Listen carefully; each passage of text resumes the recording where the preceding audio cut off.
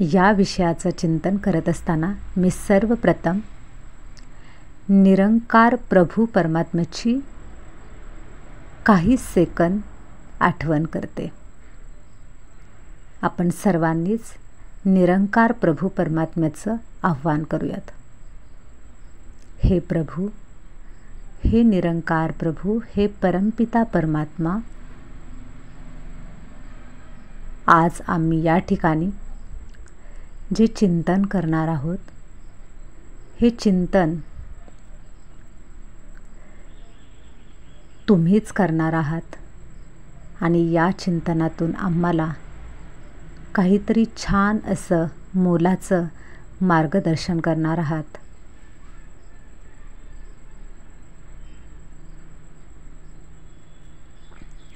परमात्म्याचं आव्हान झालेलं आहे.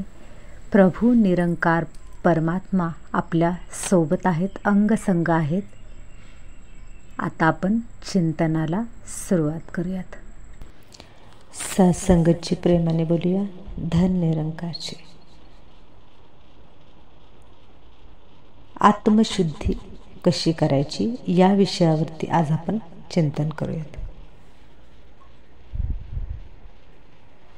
एक 4 दिवसापूर्वी सत्संगला जाण्याचा योग आला. तिथे एक उदाहरण ऐकलं आणि ते उदाहरण मनाला खूप भावलं. तर ते उदाहरण असं होतं की म्हटले, जेव्हा आपण फोटो काढत असताना जेव्हा आपण पोज देतो, फोटो काढणारी व्यक्ती फोटो काढत असते. आपण जर व्यवस्थित पोज दिलेली नसेल तर आपण काय करतो, फोटो काढतो. आपला तो फोटो पुन्हा एकदा पाहतो की मी कसे दिसते त्याच्यामध्ये, आणि त्याच्यानंतर आपण पुन्हा व्यवस्थित पोज आली नाही म्हणून फोटो काढतो. नंतर काय होतं की आपली समजा फ्रेंड असेल, ती जर आपला फोटो काढत असेल, ती जर म्हटली की तू क्रॉस उभे राहिले, तू जरा अजून नीट उभे राहा, त्याच्यानंतर आपण काय करतो, पुन्हा फोटो कॅच करतो. तर काय होतं, दुसऱ्या वेळीसुद्धा काहीतरी त्याच्यामध्ये प्रॉब्लेम होतो आणि फोटो तो आपल्याला योग्य वाटत नाही. आपल्याला असं वाटतं की फोटो परत एकदा काढायला हवा. कधी कधी काय होतं, आपण फोटो काढतो पण शेवटपर्यंत पोज व्यवस्थित येतच नाही. शेवटी कंटाळतो आणि रडायला लागतो. भक्तीचंही तेच आहे. भक्तीमध्ये आत्मशुद्धी खूप महत्त्वाची आहे. कारण जोपर्यंत आत्मशुद्धी होत नाही तोपर्यंत आपण प्रयत्न करणं फार गरजेचं आहे. बघा, आपण फोटो काढत असताना जर आपली पोज आली नाही म्हणून आपण 10 वेळा फोटो काढतो. तो फोटो आपण निरखून पाहतो, माझा फोटो व्यवस्थित आलाय की नाही, आणि शेवटी जोपर्यंत फोटो येत नाही तोपर्यंत आपण त्या गोष्टीचा पिछा करतो, आणि जेव्हा फोटो व्यवस्थित येतो त्यावेळेस आपण तो फोटो काढायचं बंद करतो. आता म्हणतो ठीक आहे, आता ठीक आहे. तसंच आपल्या आत्म्याचं सुद्धा आहे. आत्म्यामध्ये जे मन आहे, बघा समर्थ रामदास स्वामींनी सुद्धा सांगितलं की जोपर्यंत आपलं मन परिवर्तन होत नाही तोपर्यंत काहीच होऊ शकत नाही, भक्तीच होऊ शकत नाही. समर्थ रामदास स्वामींनी त्यांचे मनाचे जे श्लोक आहेत त्याच्यामध्ये सांगितले आहे. त्यांनी बघा मनाच्या श्लोकामध्ये मनाला उपदेश केलेला आहे. कारण मन हे आत्म्याचा एक भाग आहे.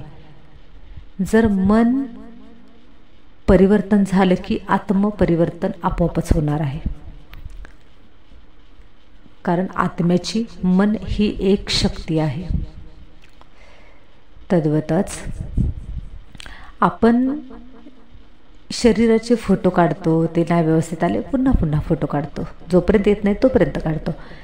तसंच आपल्या आत्म्यामध्ये सुद्धा किंवा आपल्यामध्ये बरेच दुर्गुण आहेत.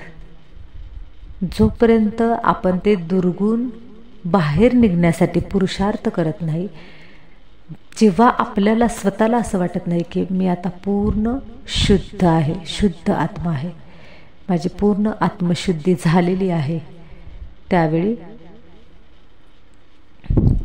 आपण थांबायचे, तोपर्यंत आपण पुरुषार्थ करत राहायचा आहे. कारण आपण पाहिलेलं आहे, जे सगळे संत होऊन गेले ते आपल्यासारखेच गृहस्थी होते, आपल्यासारखेच गृहस्थी जीवन जगत होते. परंतु गृहस्थ जीवन जगत असताना त्यांचा पुरुषार्थ त्यांनी चालू ठेवला. आणि पुरुषार्थ चालू ठेवत असताना जोपर्यंत त्यांना असं वाटत नाही की परिवर्तन झाले, तोपर्यंत त्यांनी परिवर्तनाचा जो वसा घेतला होता तो कडेपर्यंत नेला. आणि जेव्हा परिवर्तन पूर्ण झालं त्याच वेळी ते थांबले. म्हणजे एखादी गोष्ट जर आपल्याला करायची आहे तर त्याच्यासाठी आपल्याला ध्यास घेणं महत्त्वाचं आहे. त्याचा ध्यास लागला पाहिजे, त्याची आस लागली पाहिजे, तळमळ वाटली पाहिजे की नाही मला पोचायचं आहे. जसं की ती म्हण आहे बघा, पाण्यामध्ये मासा झोप घेतो कैसा, जावे त्याच्या वंशा देवाकडे. आता तो मासा आहे, तो मासा पाण्यामध्ये झोपतो कसा आहे हे पाहण्यासाठी आपल्याला काय करायला लागेल, त्या माशाच्याच वंशाला जावं लागेल, त्याच्याच सारखा आपल्याला जन्म घ्यावा लागेल आणि पाण्यामध्ये सुद्धा जावं लागेल. तसंच आपल्याला जर भक्ती करायची आहे ना, तर भक्ती करत असताना भक्त होऊन पाहायचं आहे, स्वतःला भक्त बनवायचं आहे. जसं संत बनले तसे संतांसारखं जीवन आपल्याला जगता आलं पाहिजे. आत्मशुद्धीचं जे मूळ बीज आहे ते म्हणजे समर्पण आहे. जोपर्यंत आपण संपूर्णपणे समर्पित निरंकाराशी होत नाही तोपर्यंत आत्मशुद्धी होऊ शकत नाही. आत्मशुद्धीसाठी सर्वप्रथम गोष्ट गरजेची आहे ती म्हणजे समर्पण. जे पण केलं ते तूच केलं प्रभू. कधी कधी आपल्याकडून एखादी छान गोष्ट घडते, त्याचं श्रेय आपण घ्यायचं नाही, त्याचं श्रेय संपूर्ण परमपिता परमात्म्याला द्यायचं की तू दिलंस म्हणून झालं. जेव्हा आपण सगळे कर्मसुद्धा आपलं त्याच्यावरती आपण समर्पित करतो की जे पण करत आहे ते सर्व काही तूच करत आहे आणि त्याच्यावरती सोपवून दिले. चांगल्या कर्मासाठी आपण काय करायचे, परमात्म्यावरती सोपवून द्यायचे. आणि जरी नाही सोपवून दिला आपण तर आपल्यामध्ये अहंकार जागृत होतो आणि अहंकार ही पतनाला घेऊन जातो. त्याच्यासाठी आपल्याला समर्पण भाव ठेवायचा आहे. समर्पण होण्याची एक शक्तीच अद्भुत आहे. समर्पणाने चमत्कार घडतात. भक्तांच्या जीवनामध्ये जे पण आत्तापर्यंत चमत्कार घडले ना, तर ते कोणत्या गोष्टीमुळे, समर्पण आणि विश्वास. समर्पण आणि विश्वास या दोनही गोष्टींची ताकद जेव्हा एकत्र येते त्यावेळी चमत्कार घडायला सुरुवात होतात. समर्पणाचं एक उदाहरण घ्यायचं झालं तर मीराबाईंचं घेऊयात. मीराबाईंना जेव्हा विष देण्यात आलं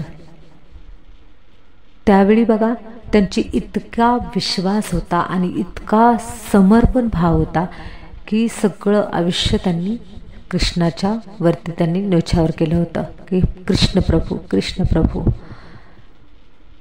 पायो जी मैंने राम रतन धन पायो. इतका मीराबाईंना आनंद झाला होता की परमात्म्याशिवाय तिला काहीही दिसत नव्हतं, अशी मीराबाई होती. जेव्हा तिला विष देण्यात आलं त्यावेळेस तिनं तेही परमात्म्यावरती समर्पित होऊन आणि विश्वासानं ते प्राशन केलं आणि त्या विषाचंही अमृत झालं. आपण कित्येक उदाहरणं पाहतो. भक्त प्रल्हादाचं उदाहरण आहे. भक्त प्रल्हादाचं सुद्धा काय आहे, विश्वासाने देवाचं स्मरण करत करत करत ज्या पण कुठल्या शिक्षा त्यांना देण्यात आल्या होत्या, म्हणजे उकळत्या पाण्यात टाकलेलं, पुन्हा उकळत्या तेलामध्ये टाकलेलं, त्याच्यानंतर त्यांना हत्तीच्या साळेला जो हत्ती होता त्या हत्तीच्या पायी दिलं, कड्यावरून ढकलून दिलं. एवढ्या सगळ्या गोष्टी भक्त प्रल्हादाच्या बाबतीत घडल्या. परंतु ह्या सगळ्या परिस्थितीमध्ये त्यांचा जो समर्पण भाव होता आणि विश्वास होता, या दोन गोष्टींमुळे चमत्कार झाले की उकळलेलं जे तेल होतं ते सुद्धा थंड झालं. पेटलेली अग्नी होती, त्या होलिकाची अग्नीमध्ये दुसऱ्याला जाळू शकत होते, अशी तिला वरदान मिळालेलं होलिकाला. होलिकाच्या मांडीवरती बसूनही भक्त प्रल्हादाला काही नाही झालं. तर त्या ठिकाणी कोणती गोष्ट होती, तर ती विश्वासाची ताकद होती. विश्वास कसा असला पाहिजे? पूर्ण समर्पित विश्वास असला पाहिजे. जराही किंतु परंतु नाही. त्यावेळी परमात्मा मदत करतो आणि आपल्याला वेगवेगळे साक्षात्कार सुद्धा होताना दिसून येतात. आपला त्याच्यावरती किती विश्वास आहे?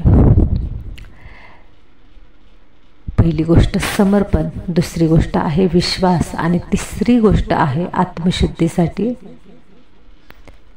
ती म्हणजे आपण प्रत्येकामध्ये आत्मा पाहायला पाहिजे. प्रत्येकामध्ये आत्म साक्षात्कार आपल्याला झाला पाहिजे. म्हणजे आपल्या अवतीभोवती जे सगळे जे लोक आहेत ते त्यांचं मूळ अस्तित्व नाही आहे, तर त्यांच्यामध्ये विराजमान असलेली आत्मा हे त्यांचं मूळ अस्तित्व आहे. तर आत्मा ही सगळं काय आहे ही जेव्हा जाणीव होते त्यावेळेस आत्मशुद्धी होते. आत्मशुद्धीसाठी हे एक खूप महत्त्वाची गोष्ट आहे.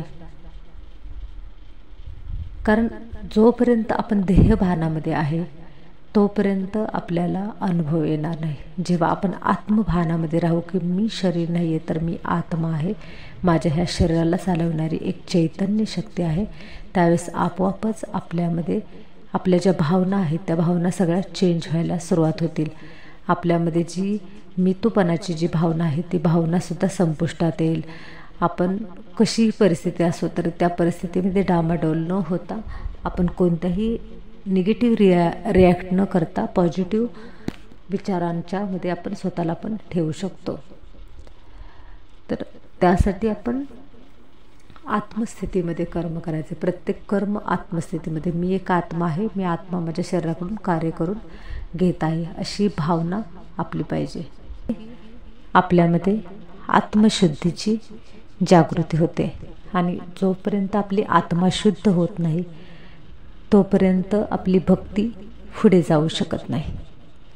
भक्तीमध्ये वेगवेगळे अनुभव यायचे असतील, निराकाराची अनुभूती व्हायची असेल तर त्यासाठी आपल्याला काय करावं लागेल? तर त्यासाठी आपल्याला या तीनही गोष्टी कराव्या लागतील. सत्संगाची प्रेमाने बोलूया. धन निरंकाराचे.